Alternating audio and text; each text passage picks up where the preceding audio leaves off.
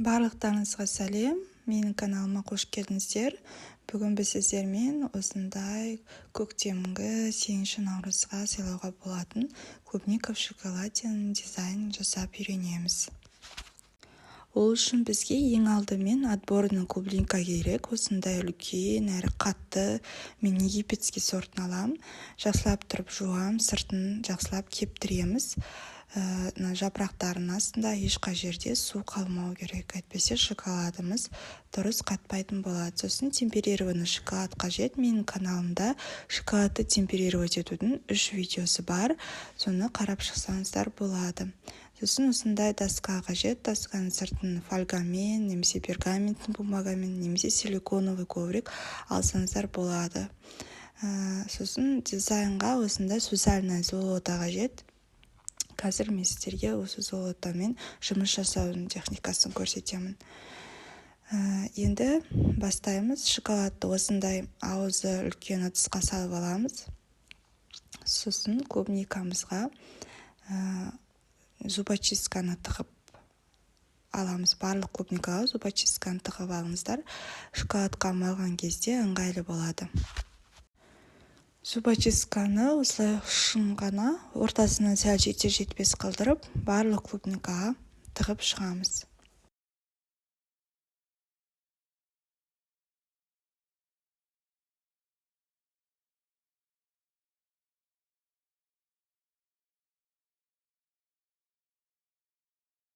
Осылай зубочисткалар тыққаннан кейін жапырағын жоғары қарай көтеріп, зубочисткамен бірге ыңғайлап ұстап алып, шоколадымызға осылай тігінен тыққаннан кейін жан-жаққа айналдыра отырып шоколадқа маламыз.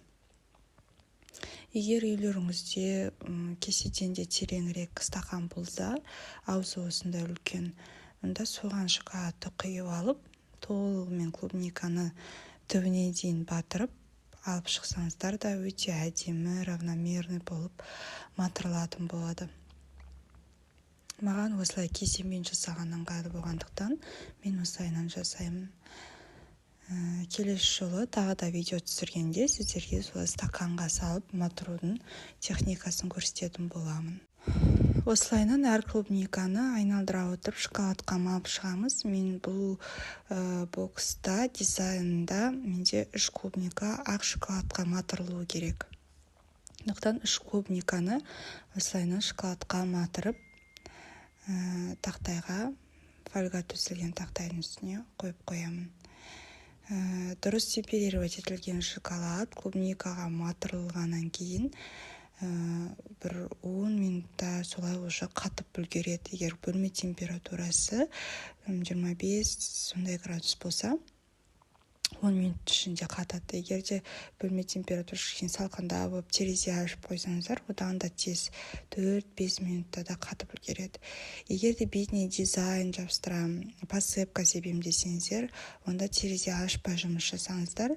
Сол кезде жаңа посыпкаларыңыз жабысатын болады. Егер сіздер терезе ашып қойсаңыздар, шоколад қатып қалғаннан кейін ешқандай да посыпка уже бетінде тұрмайтын болады да, түсіп қала береді. Сондықтан қиналасыздар.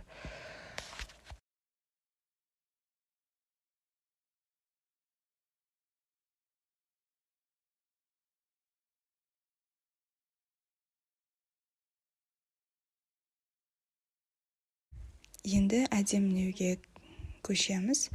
Жаңағы сусальное золотаны әлі кеппеген клубниканың үстінен пинцеттің көмегімен жабыстырып шығамын. Бірінші қолмен ұсақ қылдырып, кішкентай қылдырып кесіп аламын да, немесе осы пинцетпен кесіп алуға болады. Сосын шоколадқа жақындатқанда өзі тартып алып жабысып қалады клубникаға. Осылайынан өзіңіздің фантазияңызды қосып, өзіңіздің ойыңызбен әдемілеп шықсаңыздар болады. Бұл золото тек кеппеген шоколадың үстіне ғана жақсы жабысады. Егер уже кеуіп қалған болса, шоколадың үстіне кішкене кисточкамен су жағып, осылай сусальное золотаны жабыстырсаңыздар болады. Маған осылай жасаған ыңғайлы және ұнайды, сондықтан мен осы техниканы қолданамын.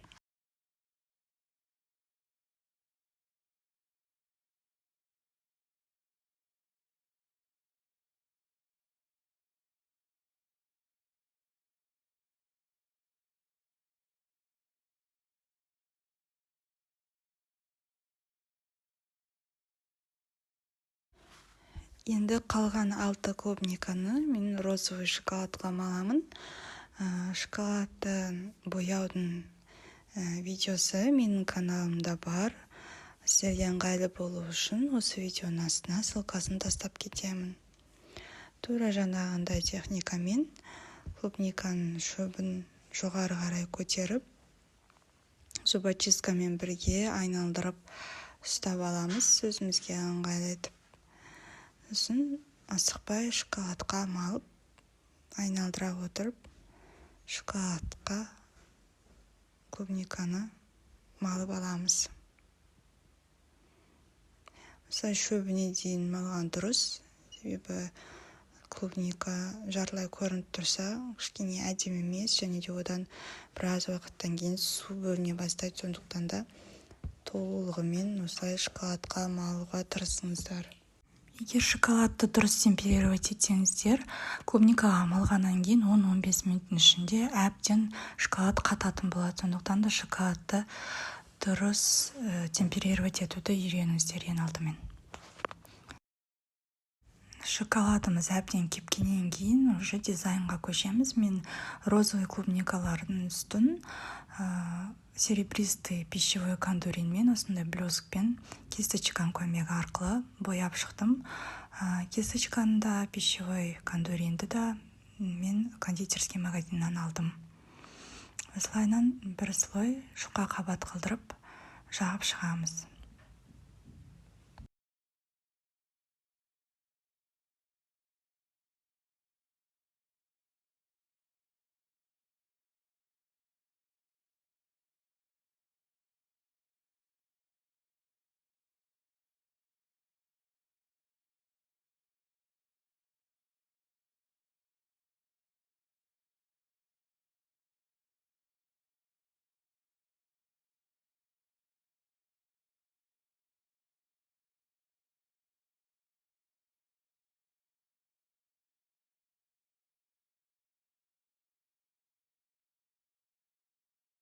Енді мен клубниканың сыртынан узор салғым келіп тұр. Узор салу үшін шоколадты кондитерский мешокқа салып, ұшын жіңішке қылдырып, қайшымен қиып тастаймыз да, осылай тарелкаға бірінші қолымызды үйретіп салып көреміз, қандай узор салғымыз келеді. Мысалы, зигзаг па, домалақ па, соны ең бірінші осылай тарелкаға жасап, қолдарыңызды үйретіп алыңыздар. Содан кейін барып, уже клубникаға жасап көрулеріңізге болады. Узорлардың әр түрлері болады. Интернеттан қарап, идея қарап, фантазия қосып жасай берсеңіздер болады. Ең бастысы осылай кондитерский мешоктың ұшын жіңішке қылдырып кесіп алыңыздар, сол кезде узорларыңыз әдемі болады.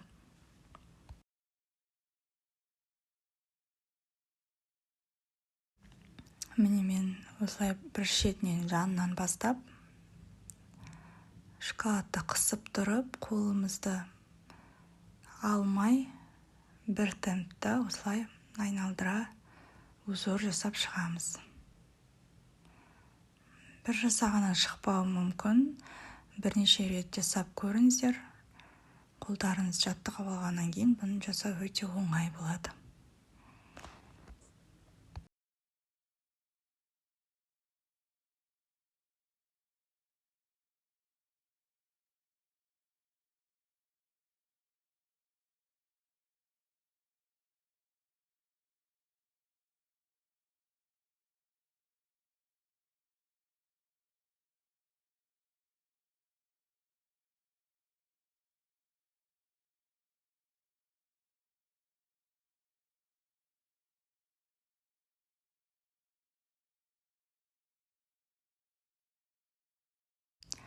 Сосын мен осындай нүктелер қойып шықтым.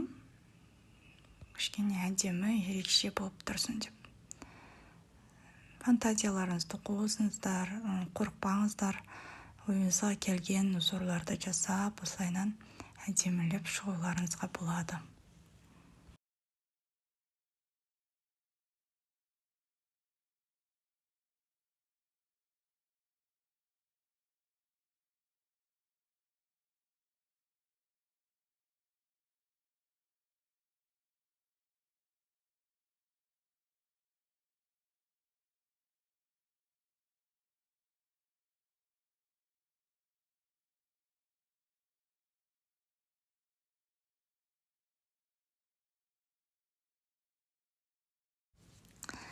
Ал енді осы дайын клубникаларымызды коробкаға саламыз.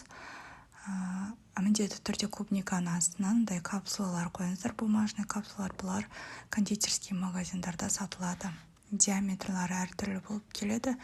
Клубнайдың размеріне қарай жасай беріңіз.